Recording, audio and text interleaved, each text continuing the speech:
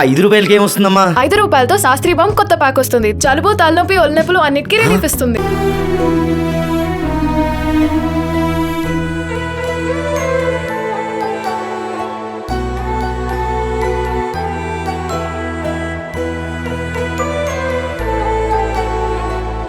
ఎక్కడికి పోలేను కదా అని అదొక నా కన్న తల్లి కోరిక. అంతకు మించింది నేను కానీ మిమ్మల్ని ఏం అడుగుతలేను. అంతా మీ దయ. నేను చేసింది ఏదో 24 ఏళ్ళ కొడుకుని కోల్పోయినా కానీ కన్న కడుపు అంటే ఎవరికో అందరికీ బాధే. అందరు పిల్లలు కన్న వాళ్ళే కానీ ఎన్నో కోరికలు పెట్టుకొని నా బిడ్డను చదివించిన. హాయ్, అందరికీ నమస్తే. Welcome to Suman TV. నేను జర్నలిస్ట్ శ్రీకాంత్ రెడ్డి. ఏదైతే తెలంగాణ రాష్ట్రం వచ్చింది అంటే చాలా వరకు కూడా ఈరోజు ప్రతి ఒక్కరూ తెలంగాణ రాష్ట్రం, మా రాష్ట్రంలో మా నీళ్లు, మా నిధులు, మా నియామకాలు వచ్చినాయి అంటే అందులో ఎంతో మంది ప్రాణత్యాగం చేసినటువంటి వ్యక్తులు, ఎంతో మంది తెలంగాణ కోసం అంటే తెలంగాణ భవిష్యత్తు తరాల కోసం ప్రాణాలు త్యాగాలు చేసినటువంటి వ్యక్తులు, అనేక మంది ఉద్యమకారులు పుట్టినటువంటి గడ్డ ఈ తెలంగాణ. అటువంటి తెలంగాణ గడ్డలోనే అమరుడైనటువంటి కొండేటి వేణుగోపాల్ రెడ్డి గారు అసలు ఆయన ఎందుకంటే ఒక యువకునిగా ఆనాడు తెలంగాణ ఉద్యమం జరుగుతున్నటువంటి క్రమంలో తెలంగాణ కోసం నేను సైతం అంటూ ఆత్మ బలిదానం చేసుకున్నటువంటి వ్యక్తి కొండేటి వేణుగోపాల్ రెడ్డి గారు. మరి వాళ్ళ అమ్మగారు ఉన్నారు మనతో పాటు, అడిగి తెలుసుకుందాం అసలు ఉద్యమ కాలంలో అసలు ఏం జరిగింది తన కొడుకు. ఎందుకంటే ఇవాళ తెలంగాణ రాష్ట్రం ప్రతి ఒక్కరు అనుభవిస్తా ఉన్నటువంటి పరిస్థితి, అంటే ఎంతో మంది పదవులు కానీ అన్ని. కానీ ఈ తల్లి చేసినటువంటి అంటే తన కొడుకు చేసినటువంటి త్యాగానికి జీవితాంతం స్మరించుకుంటున్నటువంటి వ్యక్తి ఎవరైనా ఉన్నారంటే కన్న తల్లి. అటువంటి కన్న తల్లి కొండేటి లక్ష్మమ్మ గారు మనతో పాటు ఉన్నారు. ముందుగా నమస్తే అమ్మ.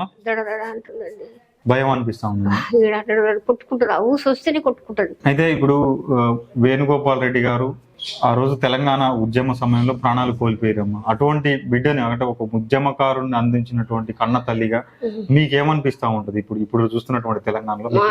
మాకేమనిపిస్తుంది, ఏమనిపిస్తుంది అంటే సరే నా కొడుకు ఇట్లా తెలంగాణకు పోరాడినందుకు సరే తెలంగాణలో కూడా అందరికీ కూడా మంచిగా ఉద్యోగాలు రావాలి, మా నీళ్ళు మా నిధులు అందరికీ ఉద్యోగాలు ఇవ్వాలి. మరి ఆయన పేరు మీద ఏదో ఒకటి హాస్పిటల్ కానీ ఇప్పుడు బడి కానీ కట్టియాలి ఆయన పేరు మీద. సూర్యాపేటలో కానీ జిల్లా అయింది కాబట్టి ఒక విగ్రహం కట్టేయాలని ఎప్పటి నుంచో అనుకుంటున్నా. ఒక విగ్రహం కట్టిస్తే అయ్యో నా కొడుకు ఇక్కడే ఉంది కదా, లేడు, జీవితాంతరం తరతరాలు నా కొడుకు కనపడుతుండే, ఎక్కడికి పోలేడు కదా అని అదొక నా కన్న తల్లి కోరిక. అంతకు మించింది నేను కానీ మిమ్మల్ని ఏం అడుగుతలేను. అంతా మీ దయ. నేను చేసింది ఏదో ఒక 24 ఏళ్ళ కొడుకుని కోల్పోయినా కానీ కన్న కడుపు అంటే ఎవరికో అందరికీ బాధే. అందరు పిల్లలు కన్న వాళ్ళే కానీ ఎన్నో కోరికలు పెట్టుకొని నా బిడ్డను చదివించిన. కోరికలన్నీ కోరికలన్నీ నా కోరికలన్నీ పోయినాయి కానీ తెలంగాణ గురించి కోరికలు ఆయన కోరికలు నెరవేర్చిండ్రు. మా కోరికలు అంటే మీరు ఆ సమయంలో వేణుగోపాల్ రెడ్డి ఆత్మ బలిదానం చేసుకున్నటువంటి క్రమంలో అప్పుడు చదువుకునేటటువంటి క్రమంలో మీరు అంటే ఆయన ఏ విధంగా ఉండేటటువంటి వ్యక్తి? అంటే మీరు మీతో మాట్లాడే విధానంలో ఉద్యమ సమయంలో మాట్లాడేది ఇప్పుడు ఏదో కాలేజీలో ఏదో చేసిండంటే ఏది చేస్తే ఎప్పుడైనా తెలంగాణ రావాలి, వాళ్ళ నాన్నతోటి తెలంగాణ రావాలి అని వాళ్ళ నాన్నతోటి ముచ్చట్లు పెట్టేది. తెలంగాణ రావాలన్నా తెలంగాణ అంటే తెలంగాణ గురించి నీకెందుకునా నువ్వు చదువుకునేది, మనం దోసపాటు నుంచి మనం బతికితెందుకు వచ్చినాం హైదరాబాద్లో, నువ్వు బతికి పెద్ద పెద్ద ఉద్యోగాలు చేసి కార్లో తిరగాల, పెద్ద పెద్ద ఇల్లు అమ్ముకొని చదివించినాం కాబట్టి మళ్ళీ పెద్ద పెద్ద బంగ్లాలలో కాబట్టి చూడాలా మిమ్మల్ని అనుకున్నాం. కానీ నీకెందుకురా తెలంగాణ గురించి అంటే నానా తెలంగాణ గురించి అలా చాలా ఉంది నానా, ఎంతో మంది ఎన్ని సంవత్సరాల నుంచి కొట్లాడుతుంది తెలంగాణలో, మన ఒక్కలం బతకంగానే సరిపోదు నాన్న, తెలంగాణ రావాలి ఎప్పుడు వాళ్ళ నాన్నతో మాట్లాడేవాడు. కానీ వాళ్ళతో మాట్లాడేందుకు నాన్న నీకు తెలంగాణ గురించి నీకు అవసరం లేదు, మనం ఒక ఊరు బతుకొచ్చినాం వల్ల మనం బతకాలి. కానీ నీ పెద్ద పెద్దోళ్ళు చాలా మంది ఉన్నారు నాన్న అంటే పెద్ద పెద్దోళ్ళు ఎట్టుంటారే, ఎంత కావాలి పెద్ద పెద్దోళ్ళు అంటే ఎట్టుంటారు? మనసు అనేది ఉండాలి, పెద్దోళ్ళ మనసు అనేది ఉండాలి. నేను ఒక్కరి బతకంగానే కాదు, దేశం అంతా తెలంగాణ గురించి ఎన్ని రోజుల నుంచో ప్రాధాన్యపడుతున్నారు, రాలేదు కాబట్టి నేనన్నా తెలంగాణ గురించి త్యాగం చేసి తెలంగాణ వస్తే మన అన్నలు తమ్ములు అక్కలు అందరూ బతకాలని నేను కోరుకుంటున్నాను నా కొడుకు. అంటే ఇప్పుడు వేణుగోపాల్ రెడ్డి గారు అమరుడైనటువంటి సమయంలో ఎంసీఏ చదువుతా ఉన్నారు, అంటే డిగ్రీ చదువుతున్నటువంటి సమయంలో కూడా తెలంగాణ ఉద్యమం ఉవ్వెత్తున సాగుతా ఉంది. అప్పటి నుంచి అదే తెలంగాణ ఉద్యమం గురించి మాట్లాడేవాడు మీతోటి, నాతోటి వాళ్ళ నాన్నతోటి. ఏందో ఆనాడు మన భూములు ఎండిపోయినాయన, ఆనాడు ఏదేదో చెప్తే అలా నాన్న కూడా తిట్టేది, నీకు ఎందుకు నాన్న తెలంగాణ గురించి, నీకు అవసరమా, మనకు చాలా మంది దేశంలో మాట్లాడుతున్న ఒక్కనివేనా అంటే, ఒక్కడేనా అంటే మరి ఒక్కడు కాకపోతే ఎవరు, నా స్వతంత్రం తెచ్చింది ఒక్కడే, ఎంతమంది చేస్తారు నాన్న అని ఇట్లాంటి పెద్ద పెద్ద మాటలు మాట్లాడేది. ఇంత పెద్ద మాటలు నీకు అవసరం లేదు నాన్న అని నేను అనేదాన్ని. ఇప్పుడు ఆ రోజు ఆ వార్త తెలిసిన తర్వాత మీ వేణుగోపాల్ రెడ్డి ఇక లేడు, మీ కన్న కొడుకు లేడు అని తెలిసిన తర్వాత మీ భర్త గాని మీరు గాని ఏ విధంగా అనుకున్నారు? ఆ సమయంలో మీకు ఏమనిపించింది?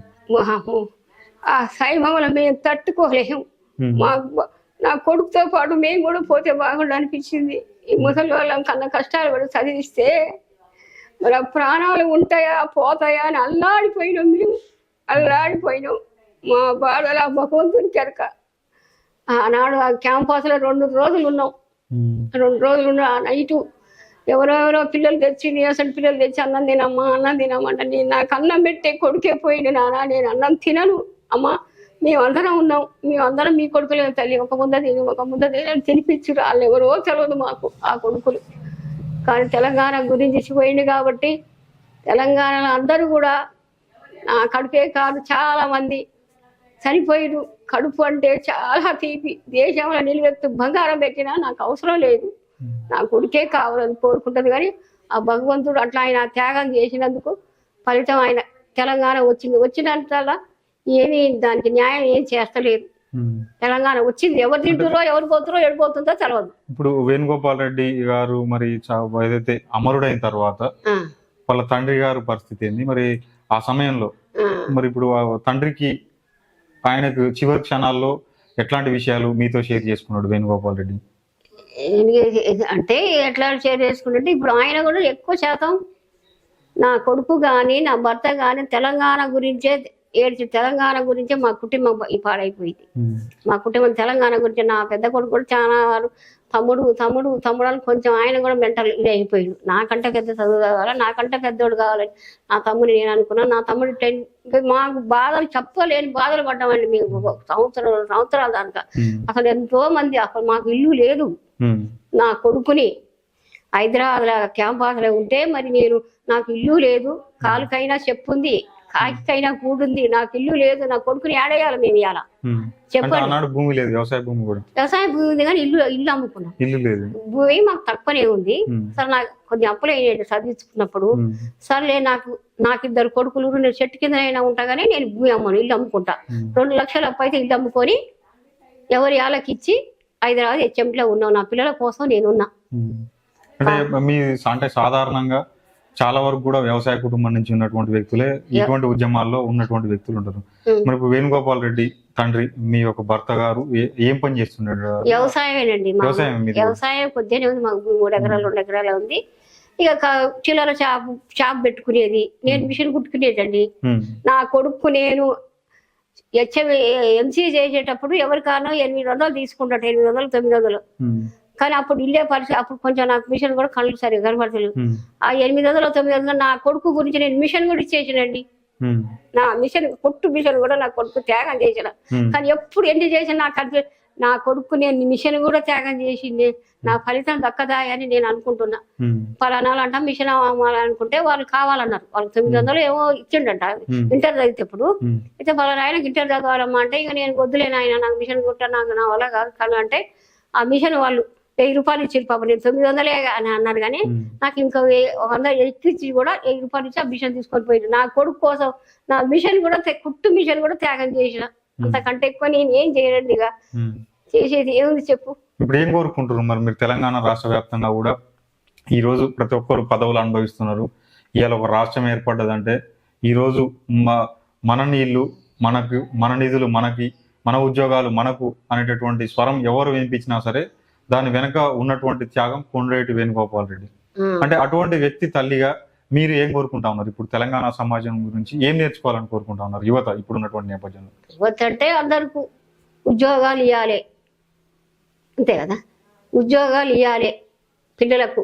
కానీ నా అన్నలు నా తమ్ములు నేను పోయినా సరే అందరు నా అన్నలు నా తమ్ములు నా చెల్లెళ్ళు అందరికి బాగుపడాలి అని నేను త్యాగం చేస్తున్నా. కాబట్టి నా త్యాగం ఫలితం కావాలి, అందరికీ ఉద్యోగాలు హాయిగా తెలంగాణలో మంచిగా బతకాలని చేసిండు. కానీ ఏది ఆ ఉద్యోగాలు కూడా అంత ఆయన కోరుకున్నట్టు జరుగుతలేదు. తెలంగాణలో ఆయన కోరుకున్నట్టు ఎవరు చేస్తలేరు. కానీ అది మరి ఎవరు తింటురో, ఎవరు పోతురో, ఎవరు చేస్తురో దానికి మనం ఏం చేయమండి చెప్పండి. అంటే తెలంగాణ వస్తే వేణుగోపాల్ రెడ్డి స్పష్టంగా మీకైతే చెప్పిండు, మీ ఒక తల్లిగా మీకు తండ్రిగా మీ భర్తకి క్లియర్ గా అంటే తెలంగాణ వస్తే మాత్రం మన భూములు బాగుంటాయి, మన ఉద్యోగాలు వస్తాయని మీకు స్పష్టంగా చెప్పారు. అప్పుడు కాంపేస ఏదో పెట్టిరండి తెలంగాణ గురించి, పెట్టి అన్ని చూపించారు. పెన్ డ్రైవ్ తోటి తెచ్చి కంప్యూటర్లు వేసుకుంటూ, పెన్ డ్రైవ్ తోటి తీసుకొచ్చిండు. కంప్యూటర్లు వేసి చూడు నాన్న, ఆనాడు ముసలోళ్ళు అయిపోయారు, మన భూములు ఎండిపోయినాయి, మనకే న్యాయం తెలుసు చూడు నాన్న అంటే ఇట్లా తిట్టేవాడు వాళ్ళ నాన్న. ఇంకో నీకెందుకు రైట్ నెత్తి మీద కూడా కొట్టేదాన్ని, తలకాయ గురించి కొట్టేదాన్ని. ఇంకో నీకేందా అంటే నీకేందంటే మనం బతికింది బతకానే, అందరూ బతకాలి, నీకు పెద్ద కొమ్ములు ఉన్నాయి అయ్యా, నువ్వే పెద్ద మనగానే నీ కాగి అంటే సన్నగా ఉండేవాడు ఆయన. చిన్న కొడుకు కాబట్టి మీకు చిన్న పిల్లాడు ఎంత క్లోజ్ కూడా చిన్న కొడుకు కాబట్టి నీకు కాకి నీకు కండలేదు. కానీ మీ ఇల్లు అమ్ముకొని హైదరాబాద్ నుంచి దోసపల్లి ఇల్లు అమ్ముకొని నీకు మనం ఏదో మంచిగా చదువుకొని జాబులు చేసి బతకాలనుకున్నాం. కానీ ఇట్లా చేసి నీకు అవసరం రా తెలంగాణ గురించి, నీకెందుకు నానంటే ఊకోవే నీకు తెలియదు, అలా ఉన్నాం మార్చా నీకేమరికే, మనం బతికుండి చేసేది ఏదో ఒకటి చేయాలి, నేను ఏదో ఒకటి ఏం చేస్తావురా అని ఇచ్చేదాన్ని. ఏముంది నువ్వు చెయ్యా. మొత్తానికైతే ఎవరు చేయలేనటువంటి త్యాగం కొండేటి వేణుగోపాల్ రెడ్డి చేసిందండి. ఈ సూర్యాపేట జిల్లా, నల్గొండ జిల్లా చేసిండు. కానీ నా కొడుకుని, చిన్న కొడుకు నాకు ఇప్పటికి కూడా దడదడ అంటే తలకు నేను చచ్చే ముందు ఈ 5 నిమిషాలు పానం పోతుంది అనుకున్నా. అయ్యో చిన్న కొడుక, తలగోరి కొట్టే కొడుకు పోతే కదా నాయన అని కూడా నేను 5 నిమిషాలకు పానం పోతామని కూడా నా కొడుకుని తలుసుకొని ఊపిరిస్తా. ఇప్పుడు వేణుగోపాల్ రెడ్డి తండ్రి కూడా ఇది కొన్ని అంటే వేణుగోపాల్ రెడ్డి అమరుడైన తర్వాత కొద్ది సంవత్సరాలకే 3 సంవత్సరాలు, ఎందుకంటే ఎక్కువ ఏడిచేవాడు. ఏం పేరు ఆయన పేరు కోటిరెడ్డి గారు. ఫోటో ఎప్పుడైనా ఎప్పుడు వేణు ఆయనకు ఎక్కువ చిన్న కొడుకు ట్యాబ్లెట్లు తెచ్చేది, పండ్లు తెచ్చేది, ఎక్కువ ఇద్దరు కలిసి ముచ్చట్లు పెట్టుకునేది. పెద్ద ఆయనతో ఎక్కువ ముచ్చట్లు చెప్పకపోయేది. పెద్ద కొడుకు పేరు ఏం పేరు? శ్రీనివాసరెడ్డి. మొత్తానికి కోటిరెడ్డి గారు కూడా వేణుగోపాల్ రెడ్డి అంటే అమరుడైన తర్వాత 3 సంవత్సరాలకే ఇంకా ఊరికి ఏడ్చేది అనమాట. ఎందుకు అనేది కదా మా పెద్ద కొడుకు, ఎందుకు నాయన సరే మేము ఆయన నేను అనేది లేదు, ధైర్యం ఏడిచేది. కానీ నేనున్నా కదా నీకు నేను రాదేతుడు, నాకు కొడుకుండు, నీకెందుకయ్యా ఎన్ని ఉన్నా ఆడు నా ఆత్మ ఎప్పుడు నేను బతకలేను వాడు చేయబట్టి అని ఒల ఏడ్చేదండి. నేనన్నా ధైర్యంగా ఉండేది. కానీ బాగానే ఇక ఇంకేమోలే అయితే ఉన్న కొడుకు కోసం అయినా బతకాలి, సరే ఒక కొడుకు పోయిన ఇంకో కొడుకు మరి ఆయన కోసం అయినా బతకాలని. కానీ ఆయన మాత్రం కన్నీరు గారేది ఎవ్వరు వచ్చినా. ఎందుకు కోటిరెడ్డి గారు నువ్వు ఎందుకు ఏడుస్తావయ్యా, నువ్వు ఎందుకు ఏడుస్తావయ్యా, అనవసరమయ్యా. నా కొడుకు, చిన్న కొడుకు ఎంతో ప్రేమగా చూసేది నన్ను.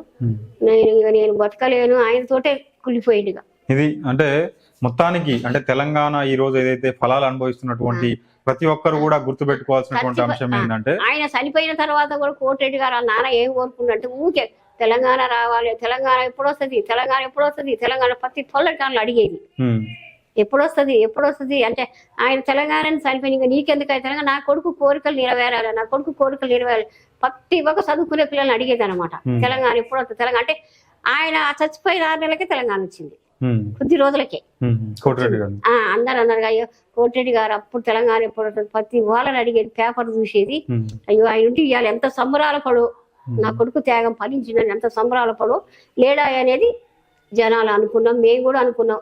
ఎప్పుడు నాతోటి తెలంగాణ రావాలని ఏడ్చేవాడు, ఇది అదొక్కటన్నా కళ్ళతోటి చూసి సావడాయని నేను అనుకునేదాన్ని. ఇది ఒక తెలంగాణ కోసం త్యాగం చేసినటువంటి కుటుంబం ఏదైనా ఉందంటే కొండేటి వేణుగోపాల్ రెడ్డి కుటుంబం అని చెప్పుకోవచ్చు.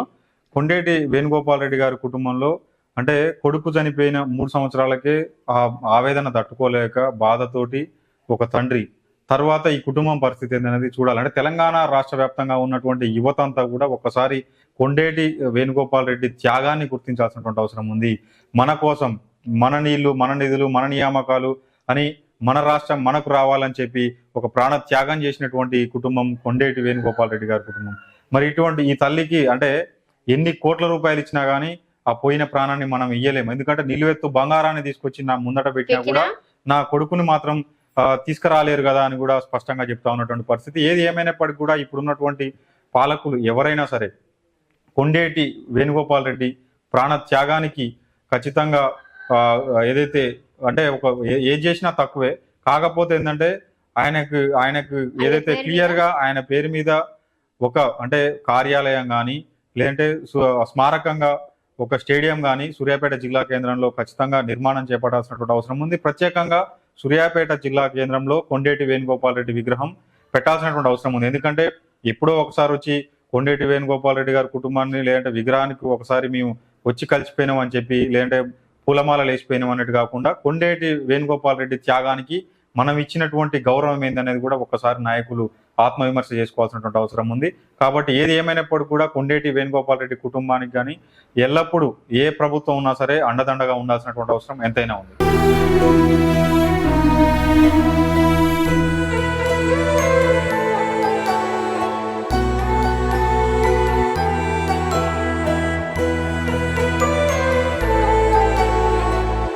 ఎక్కడికి పోలేను కదా అని అదొక నా కన్న తల్లి కోరిక. ఇంతకు మించింది లేదు. కానీ నేను ఏం అడుగుతలేను, అంతా మీ దయ. నేను చేసింది ఏదో 24 ఏళ్ళ కొడుకుని కోల్పోయినా కానీ కన్న కడుపు అంటే ఎవరికో అందరికీ బాధే. అందరు పిల్లలు కన్న వాళ్ళే. కానీ ఎన్నో కోరికలు పెట్టుకొని నా బిడ్డను చదివించిన